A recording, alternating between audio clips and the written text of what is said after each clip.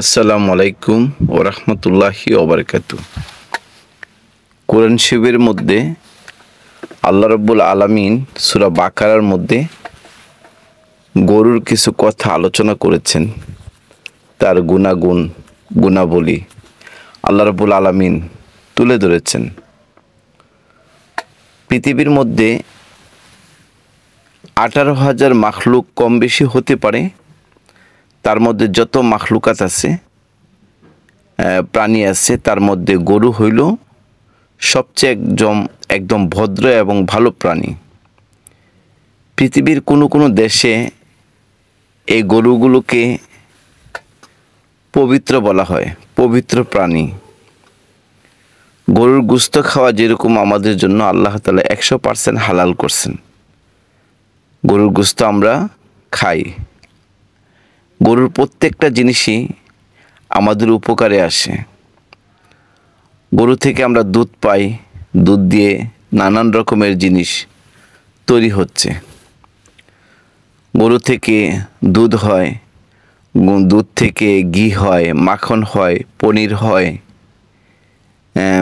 নানান রকমের জিনিস এই গরুর দুধ থেকে তৈরি হইতেছে। এই জন্য বেহেশতের মধ্যে আল্লাহ তাআলা মানুষকে যে দুধের যে নহর দান করবেন, দুধ এমন একটা খাবার। তো এই জন্য গরু হইল পৃথিবীর মধ্যে অনেক দেশ আছে যে দেশের মধ্যে পবিত্র প্রাণী বলা হয়। আল্লাহ তাআলা গরুর গোশত খাওয়াকে হালাল করছেন 100%। পৃথিবীর অনেক মানুষ আছে যারা গরুকে অনেক সম্মান করে, অনেক স্নেহ করে, ভালোবাসেন।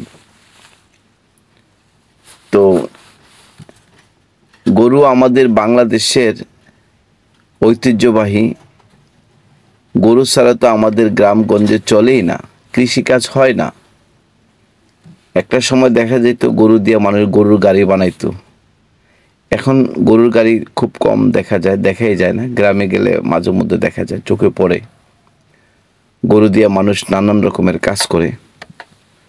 তো গরু জবাই করার পরে গরুর যে চামড়াটা, সেই চামড়াটাও কিন্তু কাজে লাগে, জুতা বানানোর কাজে লাগে, এবং গরুর চামড়া দিয়ে বেল্ট তৈরি হয়, ব্যাগ তৈরি হয়, চাবি রিংয়ের মাথাটা তৈরি হয়। নানান রকমের কাজে গরুর চামড়াটা ব্যবহৃত হয়।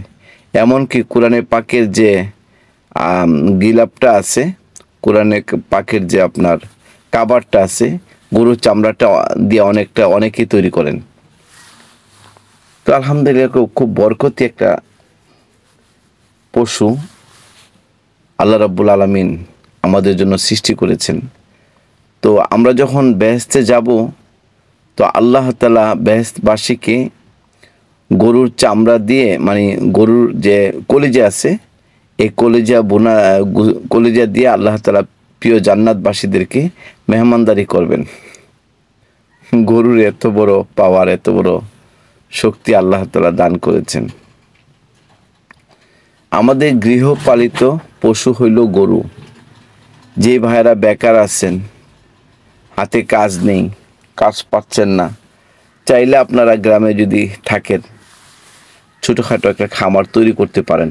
খুব লাভজনক। আল্লাহ তাআলা অল্পর মধ্যে অনেক বরকত দান করেন, প্রচুর পরিমাণ বরকত হয়। তো এই যে গরু যে আপনার প্রস্রাব করে, পায়খানা করে, এগুলা কিন্তু মানুষের অনেক উপকারে আসে। গরুর গোবর দিয়ে জৈব সার তৈরি হয়। এটা মানে সারের জগতের মধ্যে সবচেয়ে ভালো এক সার আর কি, জৈব সার। গরুর গোবর দিয়ে এখন দেখা গেছে মানুষ গ্যাসও তৈরি করতেছে। গ্রামগঞ্জে দেখা যায় গরুর গোবর দিয়ে গ্যাস তৈরি করতেছে, নানান কাজে ব্যবহার হইতেছে। তার মূল কারণ হলো কি জানেন? গরুকে আল্লাহ তাআলা হুকুম করছেন তুমি নিচের দিকে তাকায় খাও। তো এটা আল্লাহ তাআলা একটা হুকুম, তো এটা সে পুরা করছে। গরু এটা পুরা করার কারণে আল্লাহ তাআলা তার প্রত্যেকটা জিনিসই মানুষের কাজে লাগাই দিয়েছেন কল্যাণের মধ্যে। যেমন অত্যন্ত নম্র এবং ভদ্র প্রাণী গরু।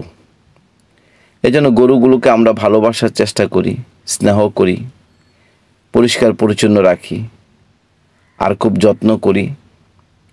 কারণ যত্ন করলে খুব দ্রুত তারা বড় হয়, তাদের বংশধর বিস্তার করে। আর আল্লাহ তাআলা হালালের মধ্যে কি পরিমাণ বরকত দিছেন। প্রতিদিন সারা পৃথিবীর মধ্যে কোটি কোটি গরু জবাই হইতেছে, আর এই সমস্ত গরুর গোশত আমরা খাচ্ছি, কিন্তু গরু কিন্তু কমতেছে না। আল্লাহ তাআলা হালালের মধ্যে কি পরিমাণ বরকত দিছেন, আল্লাহু আকবার। খাইয়া আমরা গরু শেষ করতে পারতেছি না, এই পরিমাণ আল্লাহ তাআলা বরকত দিয়েছেন।